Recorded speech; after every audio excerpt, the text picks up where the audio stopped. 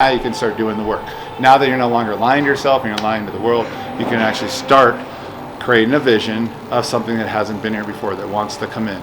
You can start looking at, oh my gosh, there's infinite possibilities, and I'm only entertaining this one lousy one that mathematically produces a consistent experience that's not going to change unless you heard that saying, if you do the same thing, get the same result. You have to change up some variables. And that's why you usually go to a coach or someone who's going to help you get out of your own way, because you have to pretty much change your approach.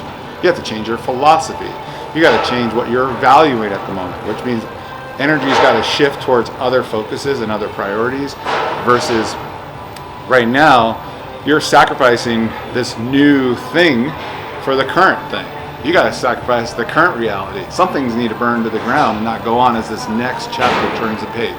This next chapter requires new rules, a new psychology, and new skill sets that must be built into this new way of being in your doing. It's not just about doing different things. You can't just change some techniques and some behaviors, make these behavioral modifications without a shift in your belief system.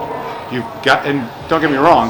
Between the head, right? Yeah, you got to shift from the biggest distance is everything that's going on between the ears. Everything's got to shift between your ears to shift the external world. It starts from the inside out now. You've done all the manipulation of the world outside yourself. Now try shifting between the ears. And from there, it's shifting from what's going on between your ears and in your head to in your heart, dropping in your heart. And from your heart space, it's getting into a deeper conversation with a different voice, entertaining a different voice that's trying to help you get in alignment with their command. Question, what is that all about? You got to go look in the place you haven't looked yet.